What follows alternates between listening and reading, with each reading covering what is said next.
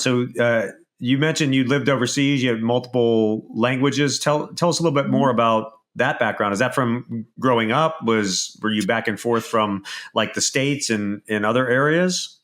So it is from growing up, but perhaps not in the obvious way. So so I come from an immigrant family, and so growing up, we were bilingual in my household. My parents are from India. Me and my siblings were all born and raised in New York, but we spoke both Gujarati, which is an Indian language, as well as English at home because my grandparents lived with us, and we often had visitors coming. So I was already bilingual from a young age, but something in me just loved learning languages. So even in school, I learned Spanish and took it up until high school. But because I loved practicing and speaking different languages so much, any opportunity I got outside of school, I was using my Spanish. And in New York, you have many, many opportunities to do so. And it's funny because I have not ever formally trained in the language since, but now, I'm in my 40s now. Last Spanish class I took was when I was, 16, 17. About 30 years later, so much of that is still with me because I've practiced it. And people are often really surprised and impressed that I didn't learn it past high school because I'm pretty decently fluent at it. And I think this passion and curiosity about the world fueled some of the choices I made around when I was an undergrad.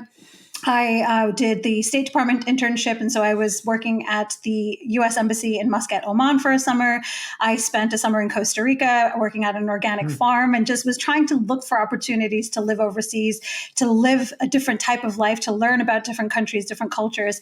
And that has always been a part of who I am and something that I enjoy doing. So it was great to find a place like the CIA where you are also valued for that experience and that interest. Sure. Interesting. So then what made you transition out of the CIA to entrepreneurship? It's a really bizarre answer and perhaps not one that anyone would expect. I was at the agency from my early 20s to my early 30s. And as I was approaching 30, it felt like it was like this big milestone, this big, oh my God, I'm going to plummet off of a cliff after this, right? And I had this crazy notion that if I wanted to ever explore anything outside of the CIA, if I didn't do it soon, I would be considered too old to be marketable in an outside context, which of course we all know is total nonsense, right? But at the time it felt really real. And so there was nothing pushing me out. There was nothing pulling me out. There was nothing that I was desperate to do outside of the agency.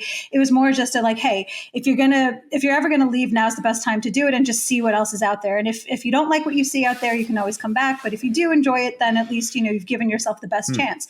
So that was literally sort of what started that internal conversation around should I stay or should I go?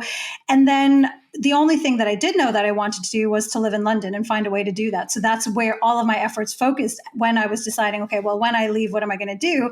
And business school seemed like a great way of making that transition out. So when I got accepted into London Business School, I handed in my resignation and I moved to London 13 years ago now. Nice.